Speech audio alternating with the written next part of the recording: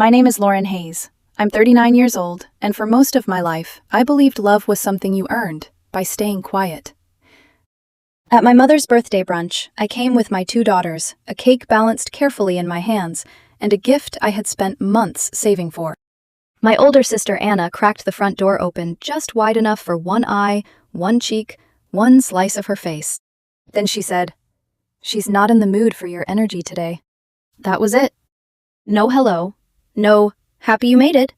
No glance at my daughters standing beside me in their little dresses, holding handmade birthday cards with paper flowers glued crookedly to the front.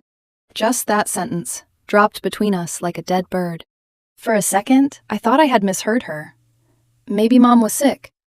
Maybe there had been an argument. Maybe Anna was being dramatic, the way she always was when she wanted a room to bend around her. But she didn't explain. She just looked at me like I was something unpleasant on the porch. Behind me, Emmy whispered, "Mommy?" Riley looked at the cake and then at the door. I swallowed the lump in my throat so hard it hurt. "Okay," I said. Then I turned to my daughters and forced my voice to stay gentle. "Let's go make some better memories." I walked back to the car with the cake still in my hands. That morning was supposed to be different. My mother, Margie, was turning 67. For months, I had planned something beautiful for her, not because she had been easy to love, but because some stubborn, bruised part of me still wanted to believe she could be reached. She used to talk about gold jewelry like it was magic. She'd say she never had anything real. Not real gold, not real love, not real peace. I remembered that. So I saved. I picked up extra freelance work after long shifts.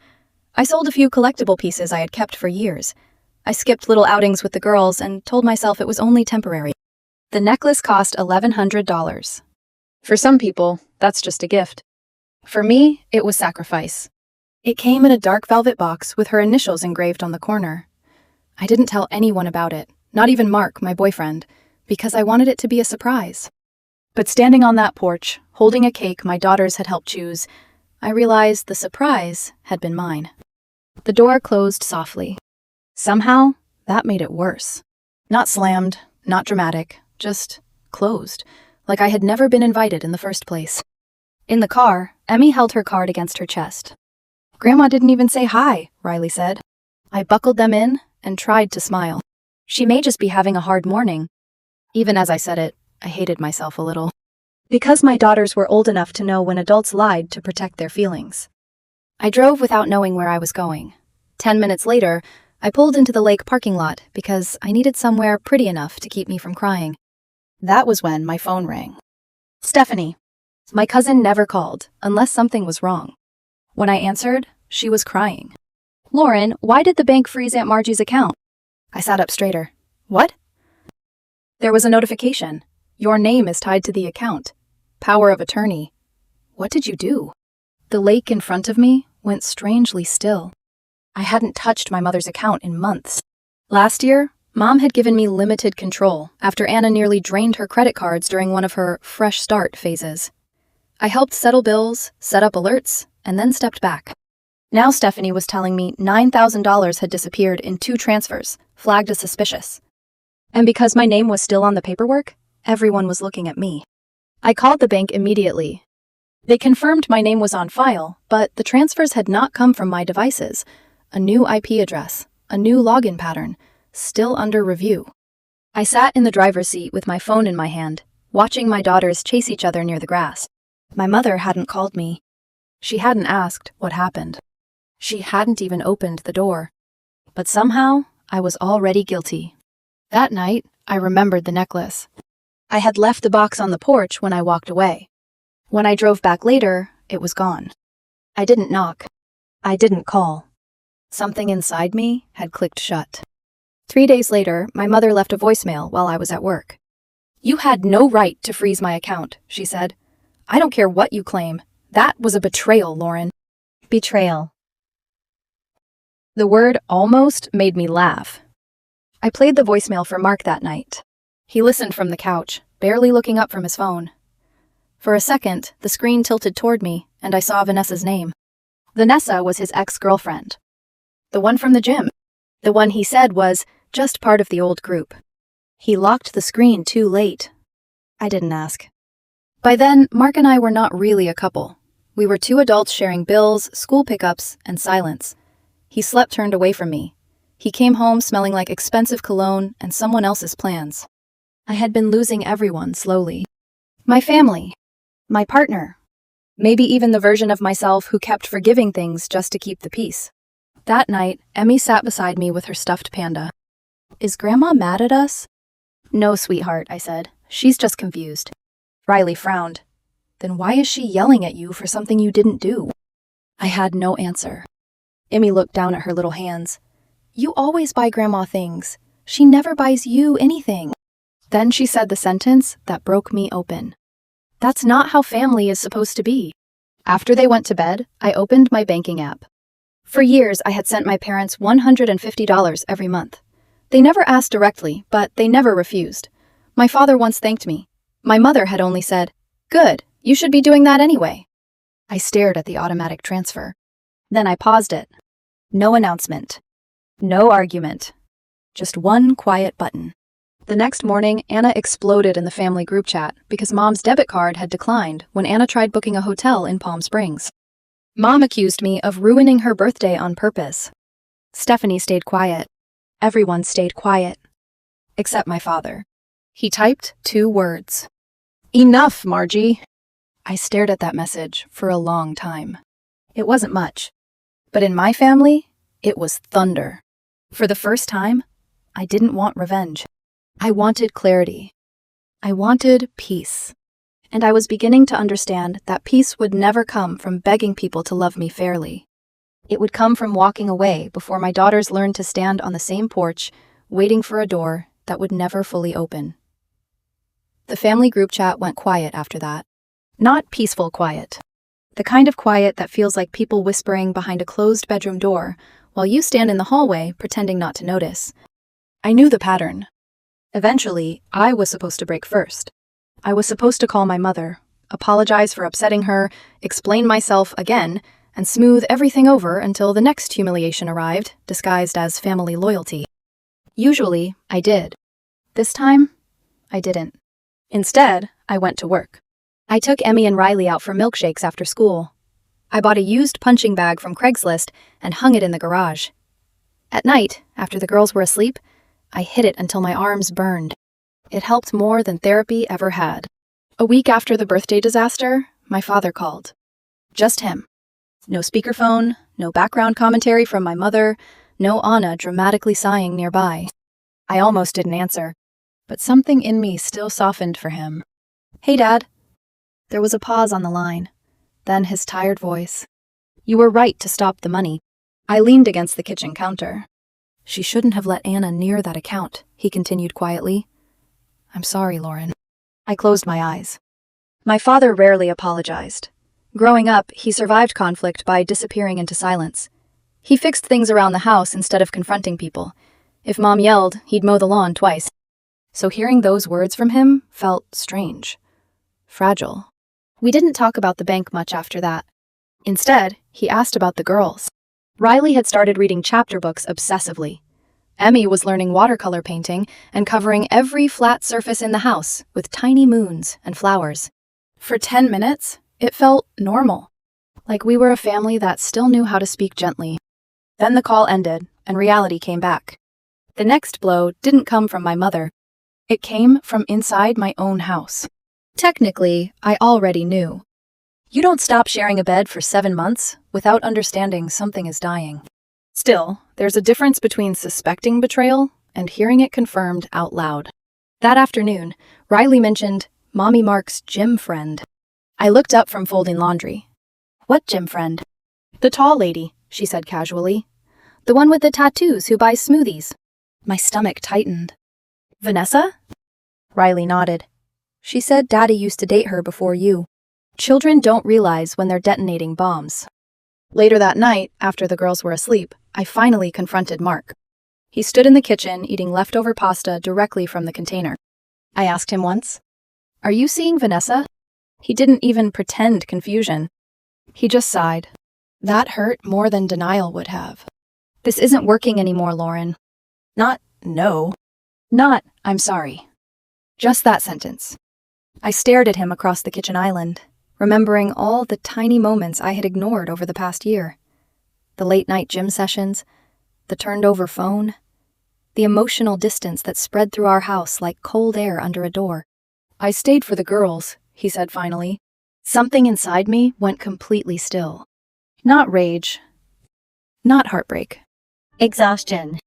I thought I would cry when this moment came. Instead, I just looked at him and realized I had been grieving us for months already. "You can go," I said. He blinked. "What?" "You heard me." I folded another towel carefully. "We'll figure out custody later. The girls stay here for now. Unless you want a legal battle neither of us can afford." I had screenshots. Messages. Proof. Not because I was spying, but because Mark had gotten lazy about hiding things. He looked almost disappointed that I wasn't screaming. Maybe people like him need chaos to feel important. 2 days later, he packed bags and left. The girls barely reacted. That was the part that gutted me. Children adapt too quickly when disappointment becomes routine. Riley immediately asked if she could have the bigger side of the closet. Emmy asked if we could make pancakes Saturday morning and not invite stressful people. I laughed so suddenly I nearly cried. That Saturday became the first peaceful morning I'd had in years. Chocolate chip pancakes. Too much syrup. Cartoons still playing at noon. Riley dancing in fuzzy socks across the kitchen tile, while Emmy tried to teach me a ridiculous TikTok choreography. For a few hours, the house felt lighter. Then my phone rang. "Mom." "Of course." I answered because part of me still hoped. That was my mistake. "You think you're clever?" she snapped immediately. "Anna told me everything." I closed my eyes. "What exactly did Anna tell you?" "That you manipulated the account, that you tricked me into giving you access so you could freeze my money whenever you felt offended." The old Lauren would have defended herself desperately. This version of me was getting tired. "Ask the bank for the login records," I said calmly. "Or better yet, check the camera footage from your living room if you want to know who used the debit card." Silence. Then breathing. Sharp breathing. And suddenly, I said something I hadn't planned. "You're never getting another dollar from me." The silence deepened. "Is that a threat?" she whispered. "No," I said. "It's a boundary." She hung up. 3 minutes later, Anna texted me. "You selfish bitch. Mom's crying because of you." Then another. "You've always been jealous of me." Then, "You just killed this family." I stared at the screen for a long moment before blocking her number. No dramatic speech. No final argument. Just block. It felt strangely holy. That afternoon, I took the girls to the beach. We collected shells, ate sandwiches, let the wind tangle our hair. Riley buried Emmy's sandals in the sand and acted innocent about it for 20 straight minutes. For the first time in weeks, I laughed without forcing it. That night, after the girls went to sleep, I archived the family group chat. Then I turned notifications off completely. The silence that followed felt unfamiliar, like standing in the woods after years beside a highway. But families like mine don't disappear quietly. 2 weeks later, I picked Riley up from school, and her teacher asked if she could speak to me privately. Immediately, my stomach dropped. Teachers only use that tone when something's wrong. "She's fine," the teacher assured me quickly, "but someone came by earlier asking to take the girls home." Every nerve in my body tightened. "Who?" She identified herself as their aunt. "Anna." The teacher explained that Anna claimed there was a surprise family birthday gathering and that she had permission to collect the girls early. But there was no birthday. And thank God the school followed protocol.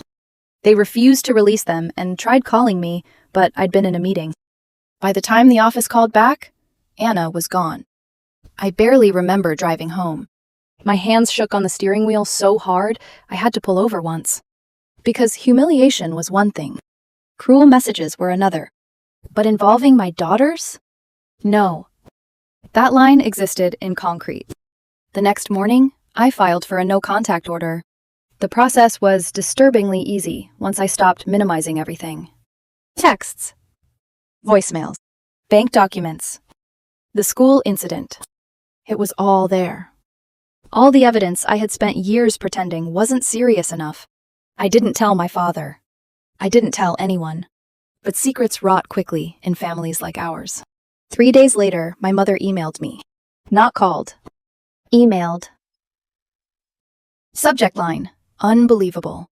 Inside, she wrote that I had destroyed the family, humiliated her publicly, and poisoned the girls against them. Then came the sentence that made my chest go cold. You were never my real daughter anyway. Anna is the only child who understands me. I read it twice. Not because I didn't understand it. Because some part of me still couldn't believe a mother could write something like that so casually. I expected devastation. Instead, I felt lighter. Like someone had finally said the ugly truth out loud instead of dressing it up as concern. That evening, I sat Emmy and Riley down gently on the couch. There are some people in our family, I told them carefully, who don't know how to be kind right now. Emmy nodded immediately. I know. Riley hugged her knees. Grandma only likes people when they give her things. Neither child sounded angry, just observant. That somehow hurt worse. I tucked them into bed later and stood alone in the hallway afterward, listening to their soft breathing through the doors. My marriage was over. My mother hated me. My sister wanted to punish me. But my daughters felt safe. And for the first time in years, I realized safety might matter more than keeping a broken family together. I really believed the silence afterward meant things were ending. Not healing. Just ending. Like a fire finally running out of oxygen. For nearly 2 weeks, nobody from my family contacted me. No calls from my mother, no manipulative paragraphs from Anna. Even Stephanie stayed quiet. Part of me kept waiting for the next attack anyway. People raised in chaos learn to distrust calm. Every time my phone buzzed, my chest tightened before I even looked at the screen. But life kept moving. The girls had school projects and dentist appointments and sudden emotional emergencies about lost stuffed animals. I had work deadlines, grocery lists, and a garage slowly filling with half-finished attempts at self-improvement. And somewhere inside all that ordinary life, I started breathing differently. Like my body was finally realizing nobody was screaming nearby. Then my father showed up. Unannounced. I heard the knock while helping Riley glue cardboard planets onto a poster board. When I opened the door, Frank stood there holding a grocery bag in one hand and a 6-pack of root beer in the other. He looked tired. Not old exactly, just worn down in a way that made me suddenly understand how long he had spent surviving my mother instead of living beside her. I thought maybe the girls would want cookies, he said awkwardly. That was how my father apologized. Not with speeches. With groceries. The girls practically tackled him when they saw him. Within minutes, the kitchen smelled like sugar and cinnamon, while Riley aggressively dumped chocolate chips into the bowl like she was punishing the batter personally. For a few hours, everything felt soft. Safe. Frank helped Emmy with measuring cups, while old Motown songs played quietly from my speaker. The girls laughed so hard at one of his terrible jokes that Riley nearly snorted milk through her nose. And watching them together hurt me in ways I couldn't explain. Because my daughters clung to kindness, like people escaping winter.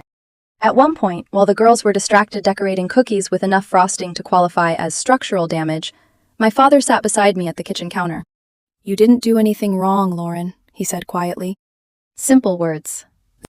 But I almost cried hearing them. Because when you spend your whole life being treated like the difficult child, eventually you start assuming every wound is your fault. Even the ones bleeding from knives someone else held. After he left that night, the house felt quiet again. Not lonely. Just thoughtful. That should have been the end of it. But quiet in my family never meant peace. It meant planning. 3 mornings later, I heard a knock at the front door. Not the doorbell. Just a soft knock. I looked through the window and froze. My mother stood there, holding a cardboard box. Margie looked perfectly composed, hair done, makeup flawless, like she was attending brunch instead of delivering emotional shrapnel to her daughter's porch. I opened the door cautiously. She didn't greet me. Didn't ask about the girls. Didn't apologize. She simply shoved the box into my arms. Thought you'd want this back, she said. Then she turned and walked away. Just like that. I stood in the doorway holding the box, while her car disappeared down the street. Something about it terrified me more than yelling would have. I waited until Emmy and Riley got distracted by cartoons before opening it. Inside was the velvet necklace box. Still pristine. Still engraved. Still carrying the weight of every extra shift and sacrifice I made to buy it. On top sat a folded note. I recognized Anna's handwriting instantly. Slanted, rushed, sharp, like even her penmanship resented people. You can't buy love, Lauren. Maybe try being someone worth missing instead. I stared at the sentence until the words blurred. Then I saw another note beneath it. My mother's handwriting. Meet cursive. Careful cruelty. You embarrassed me. You humiliated this family. Your daughters will grow up and realize who you really are, just like Mark did. Then you'll finally understand what it feels like to be abandoned. I stopped breathing for a second. My mother had insulted me before, criticized me, dismissed me. But this was different. This was intentional. Precise. The kind of cruelty that only comes from someone who has studied your weak spots for decades. I folded both notes carefully. Not because they deserved care, because my hands were shaking too hard to do anything else. Then I shoved the entire box into the garage cabinet and closed the door. I couldn't look at it. That night, Emmy couldn't sleep. I found her sitting curled up outside Riley's bedroom with a blanket around her shoulders. "What's wrong, baby?" She hesitated, then quietly said, "I had a dream Grandma told us we ruined her life." My throat tightened so fast it hurt. I sat beside her on the floor and wrapped the blanket around both of us. "You didn't ruin anyone's life," I whispered. But deep down, I hated how believable the nightmare sounded. The next afternoon, another ghost returned. Mark. No warning. No text. He walked through the backyard gate while the girls were drawing giant chalk flowers on the patio. At first, I barely recognized him. New haircut. Expensive watch. Fresh confidence stretched thin over exhaustion. He looked like someone desperately trying to appear upgraded. But his eyes gave him away. Vanessa was gone. I knew it before he even opened his mouth. "I want to talk," he said.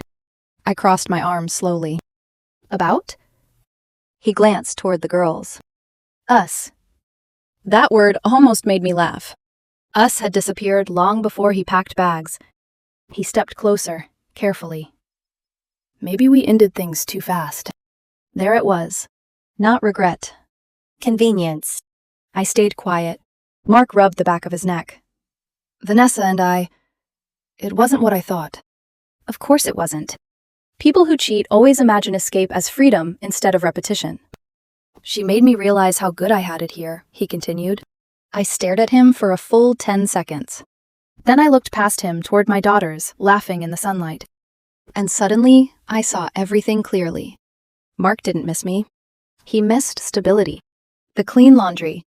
The packed lunches. The emotional labor. The woman who quietly held life together while everyone else chased excitement. "I already filed the paperwork," I said calmly. His expression flickered. "You what?" "It's done, Mark. You didn't even fight for us." The audacity of that nearly impressed me. I tilted my head slightly. "You were sleeping with your ex-girlfriend. We were unhappy." "No," I corrected softly.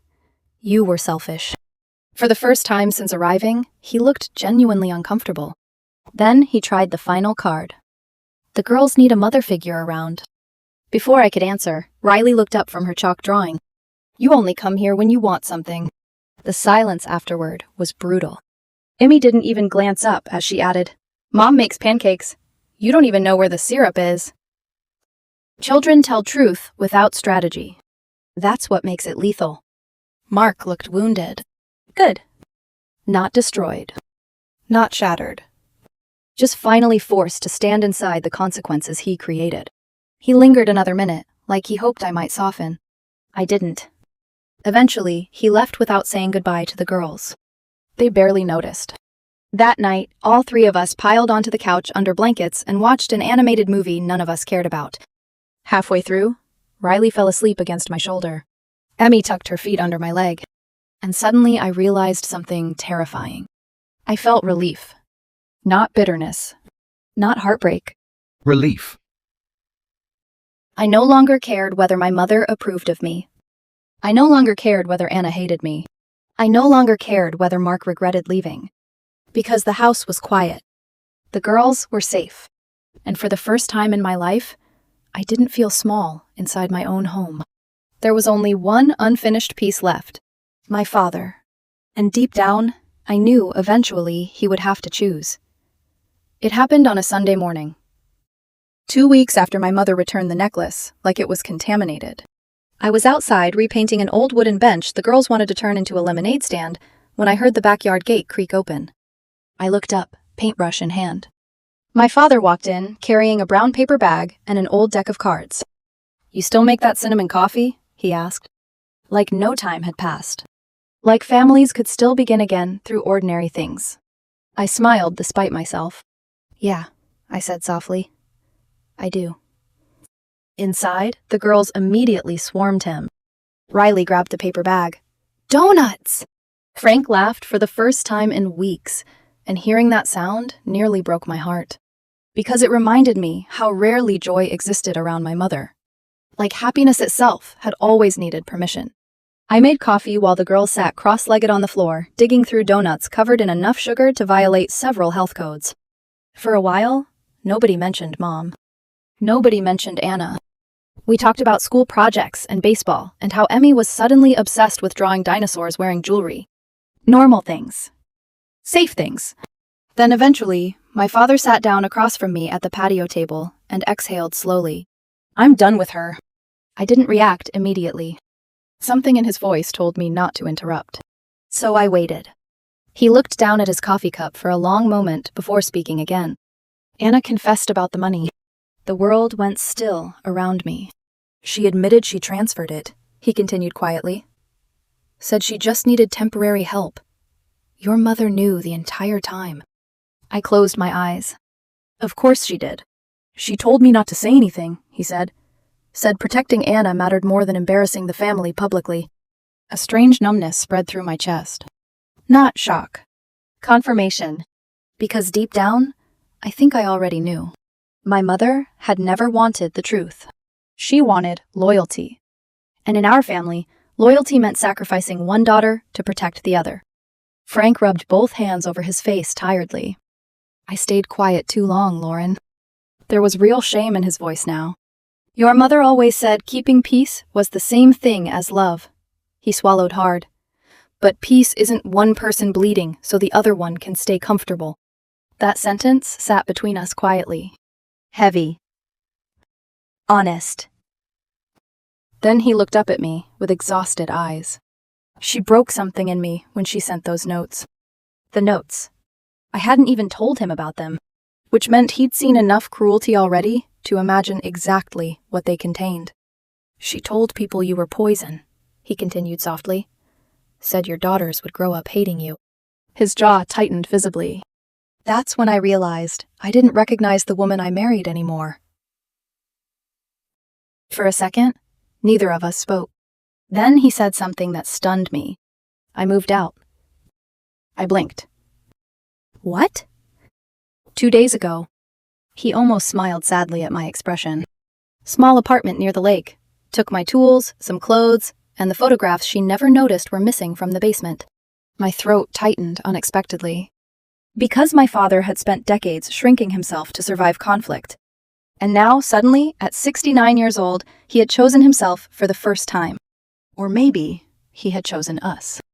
"I haven't told Anna yet," he added. "Figured she could check the bank account herself and learn what silence costs." Despite everything, I laughed. A real laugh. Frank reached into his pocket slowly. Then he placed a small silver key on the table between us. "You got a spare room?" he asked quietly. For 1 second, I couldn't speak. The girls solved it for me. Riley ran into the kitchen, immediately yelling, "Grandpa's moving in?" Emmy gasped like Christmas had personally arrived. "The blue room," she shouted. "We can make it Grandpa's room." Frank looked at me carefully, almost uncertain. Like he still expected rejection. I swallowed hard, then smiled. I think the girls already decided. Something inside my father cracked then. Not dramatically, just enough for emotion to slip through. He looked away quickly and cleared his throat. That afternoon became one of the best days I could remember. We played cards at the patio table while old Motown songs drifted through the backyard. Riley cheated shamelessly and blamed creative strategy. Emmy drew portraits of everyone, though she accidentally gave Grandpa 6 fingers on one hand. Nobody yelled. Nobody walked on eggshells. Nobody competed for oxygen. At one point, Riley climbed into Frank's lap and asked, "Are you gonna stay forever?" He smiled softly. "Only if your mom lets me." I looked at him over my coffee mug. "Only if you keep bringing donuts." That night, after the girls went to bed, Frank and I sat quietly in the kitchen. The house glowed soft gold under the overhead lights. For a while, neither of us spoke. Then he asked carefully, "Do you miss him?" It took me a second to realize he meant Mark. I thought about it honestly. About the years together. About all the little ways I abandoned myself, trying to keep someone comfortable. And finally, for the first time, the answer came easily. "No," I said. And it was true. Not because I hated him. Not because I wanted revenge. But because I finally understood the difference between missing a person and missing the version of yourself who kept hoping they would love you better someday. The next morning, while the girls were still asleep, I walked into the garage. The velvet necklace box sat exactly where I shoved it weeks earlier. I picked it up carefully. For a moment, I considered keeping it.